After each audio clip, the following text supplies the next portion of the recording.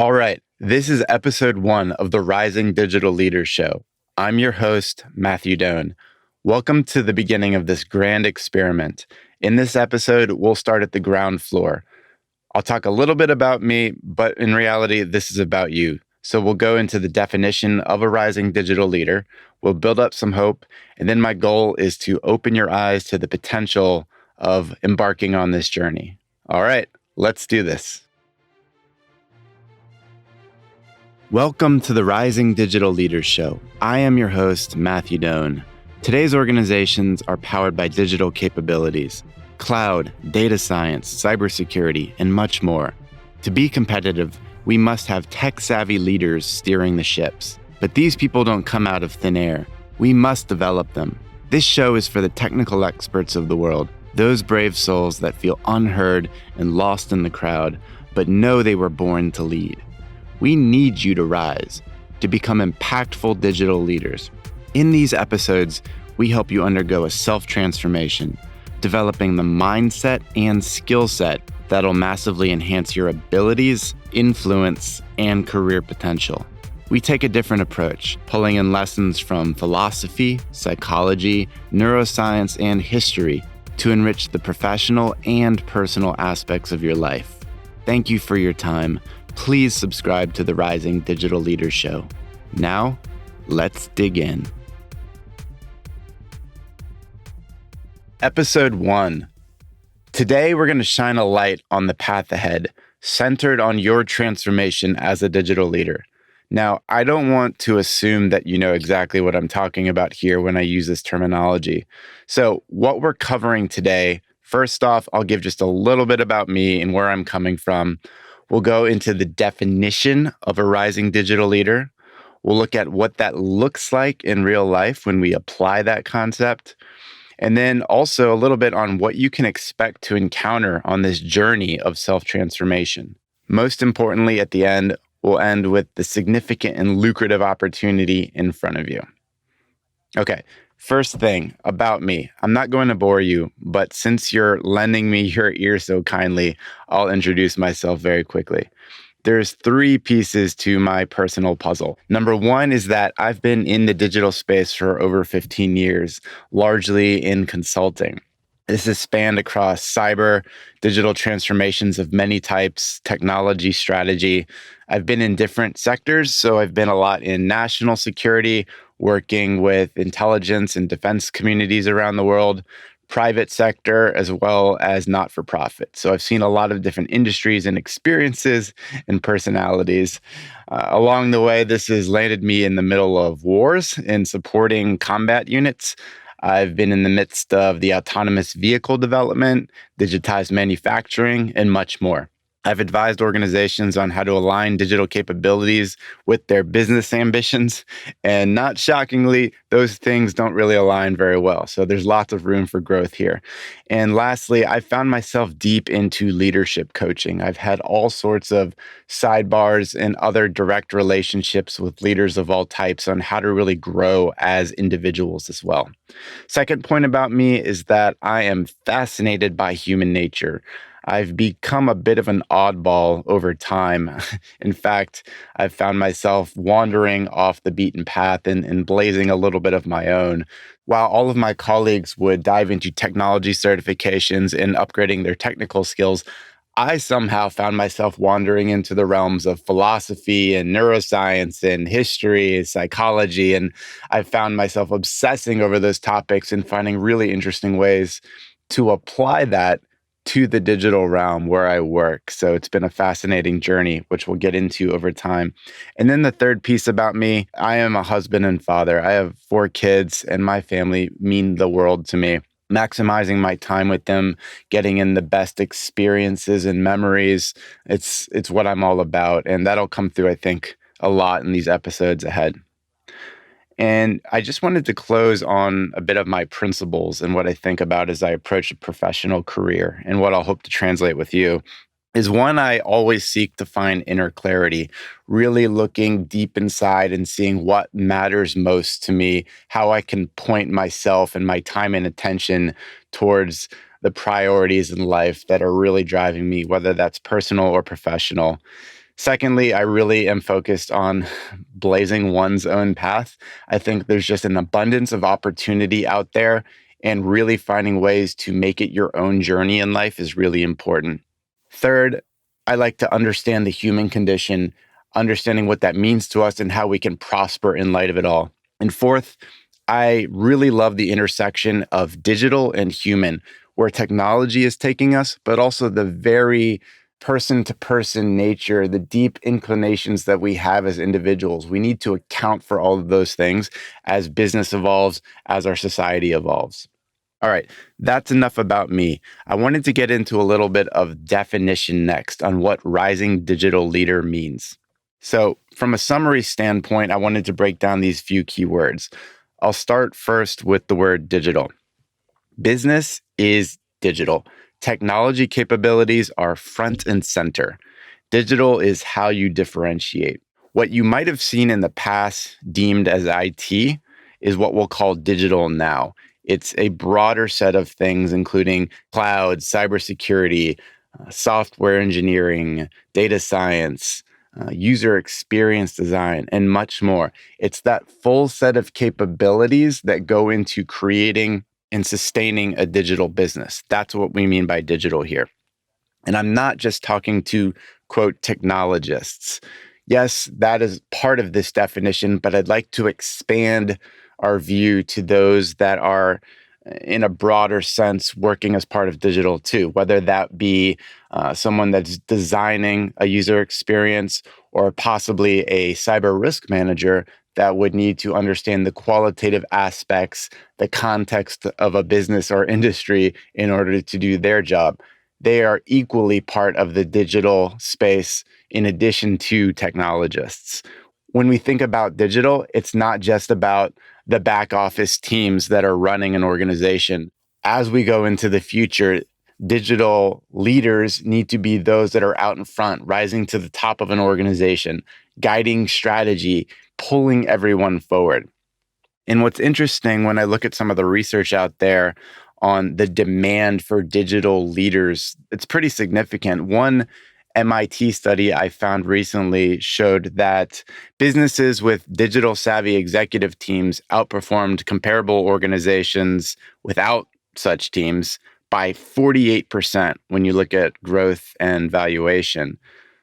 On the flip side, though, only 7% of companies even have digitally savvy executive teams. So you can feel that gap. That is your opportunity. We see this demand for digital leadership at the top of organizations, but there's just this huge void that we can go fill. So that's what we mean by digital.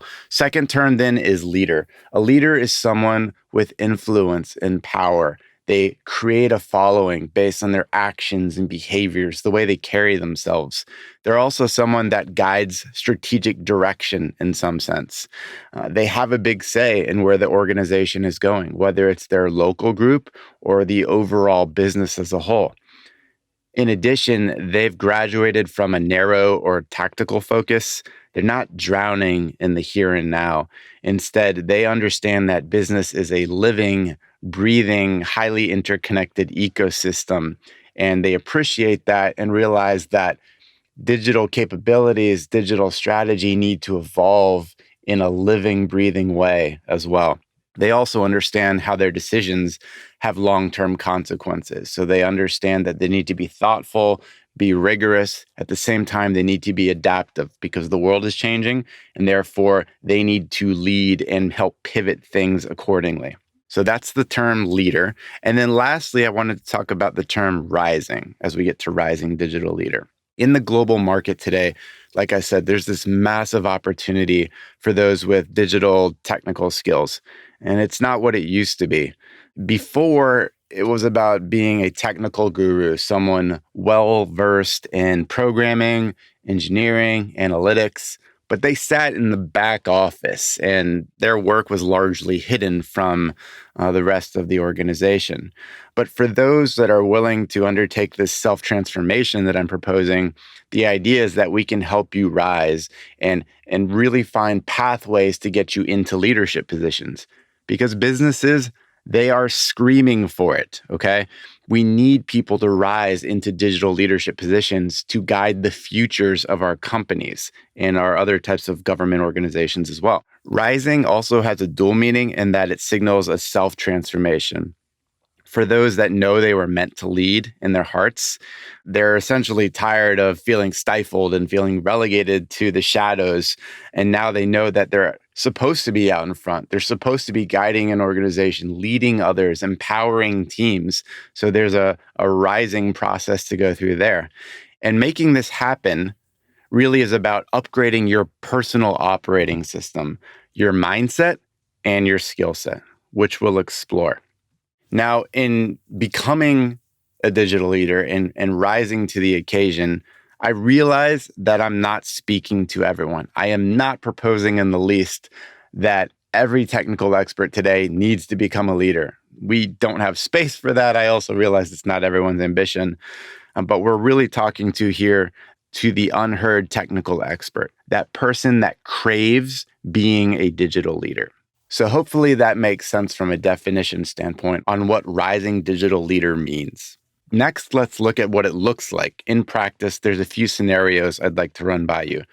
The most typical one I see out there is what I'll call a digital CXO, someone seeking a traditional digital role in the C-suite, someone that's looking to be a chief information officer, chief information security officer, chief technology officer, chief digital officer. The acronyms go on, but you know what I mean. These are C-suite positions, usually at medium and large sized companies that have a large team, have a lot of influence, and they're only increasing in importance. The second example I'll highlight is a professional services or a consulting leader, someone who has great digital background and they evolve into running a functional practice at a management consulting firm, or maybe they're a leader within professional services group in, say, AWS or some similar organization in the world.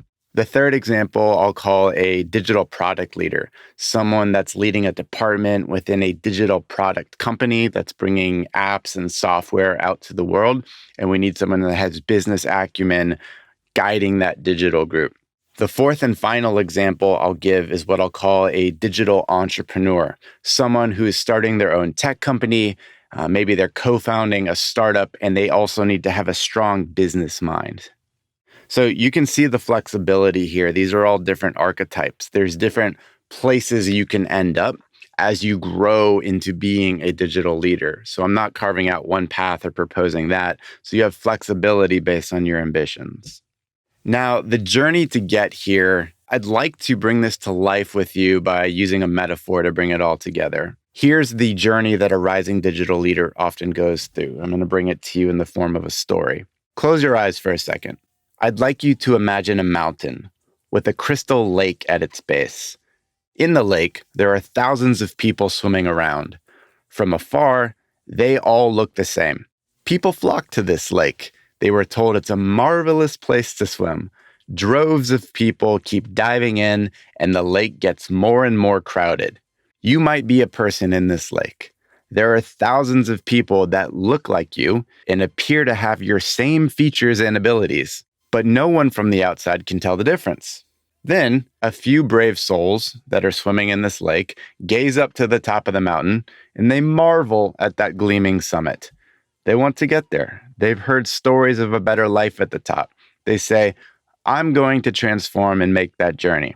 These few people exit that refreshing water, which is super safe and comfortable, and they sign up with a Sherpa, their guide to trek their way up that mountain and reach that summit. They fuel up on yak butter tea, and they're off. The path is rocky. The weather is sometimes treacherous.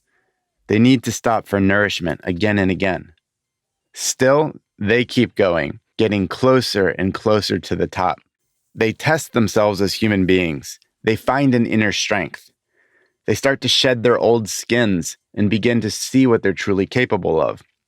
And then finally, as they hoist themselves up that last bit of rock, they reach the summit. They see the others who've made the journey. It's a special type of person up here. Everyone started in the same lake, But through the journey, those few people that made the journey have transformed. At the summit, these people are more capable, enlightened, prosperous.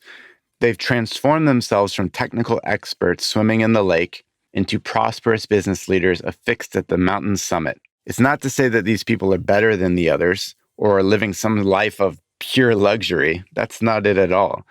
But life is certainly much better at the summit. They've upgraded their mindset and skill set. They're better leaders for their organizations now, better people for their family. The professional and personal aspects of life have become bigger and brighter than they used to be. The future is boundless. Okay, end scene. Metaphor complete. Do you see the opportunity? Do you sense what it takes? It's hard work, but if you go through this process and you make this journey, you stay committed to it, it's truly rewarding. It's lucrative, honestly. I've seen it time and time again as I've worked with leaders over these years. The next point I want to fixate on is upgrading your mindset and skill set. From a mindset perspective, this is how we view the world. This is how we approach problems, how we set ourselves internally, and how we frame challenges and opportunities when they come our way. Your mindset growing up in a technical realm was probably about specific problems that need to be solved, using a methodology, working through fixes, tuning a system to make it as precise and optimal as possible. Your mindset as a leader, though, needs to be more flexible. It needs to be something that's about growing others, looking more holistically at the environment, thinking through long-term aspects of strategy.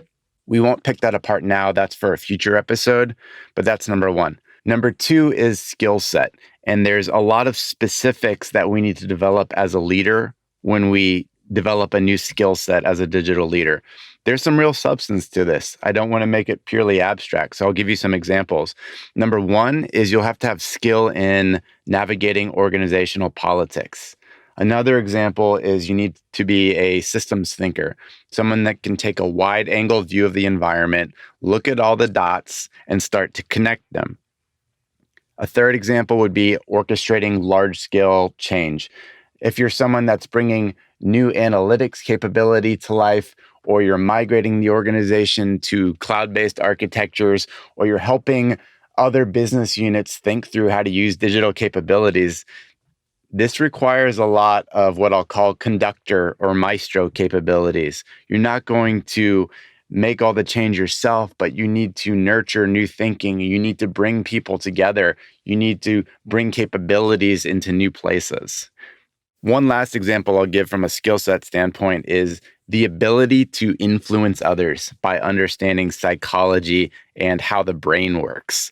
This is an advanced set of skills, but something incredibly important when you need to influence others to get hearts and minds on your side as you bring new digital capabilities to life. All right, last point I wanted to make today is why do this at all? Why undertake this digital leader transformation? Simply said, you likely are still listening to me because you crave a better life. You have dreams for yourself and your family. You have aspects that are professional. You see yourself having a bigger role.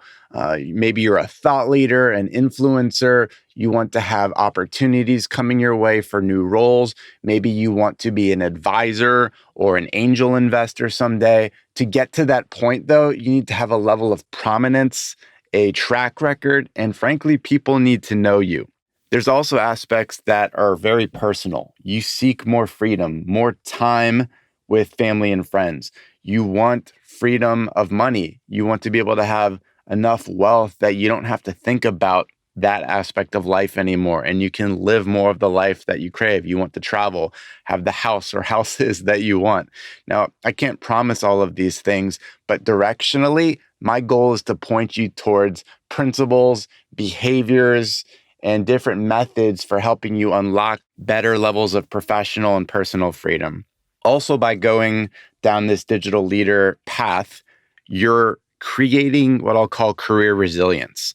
There are all sorts of market forces out there today, specifically dealing with automation and AI, that will change the job landscape, mostly for technical professionals. I don't care if you're in marketing, if you're in HR, some form of IT, all sorts of jobs are going through a radical shift. There's going to be some jobs that are changed, some jobs that are completely wiped out. But as you upgrade yourself down the digital leader path and you become more capable in leading others, you create resilience against those shocks. You're not betting it all on one or two specific skills, which may or may not be automated. Instead, you are creating yourself as a flexible leader of other humans and able to be successful in other environments because of it. In the process, you'll build great relationships. And you'll be able to put multiple irons in the fire from a career standpoint. There's a lot of talk out there around the idea of a personal enterprise where we're not just fixating on one job track or one particular industry, but you start to put multiple irons in the fire and you start to create more opportunities, more diversification in what you're doing with your career. Again, we'll unpack that in future episodes. I won't kid you, there's no magic or easy button in becoming a digital leader. It takes hard work, just like everything else in life that's truly worthwhile. But my goal is to partner with you, to be on that journey, to help guide you and bring other thoughts and perspectives to inspire you, things that you can take action on. That's why I'm here. This episode was fun. I'm glad we were able to lay down the tracks, create some definition, help you understand what this is all about with this show. We've reached the end. In summary, what we went through are 5 things. We went through a little bit about me. We went through the definition of what a rising digital leader is. Third, we looked at what that looks like in real life. We talked about the journey that you might encounter as you go through this transformation. And lastly, we talked about the benefits, the opportunity of pursuing this type of path. So we've reached the end. Thanks so much for hanging out with me. I'm so excited to keep this going. Let's connect again soon. This is your host, Matthew Doan. Thank you for listening to the Rising Digital Leaders Show. Again, my mission is to help you elevate your career as a digital leader and live a thriving life. I hope this episode sparks new thinking and helps you take meaningful action in your world. If you enjoyed the experience, I'd be so grateful if you subscribed and left a 5-star review. That's it for now. Until next time, my friends, stay virtuous.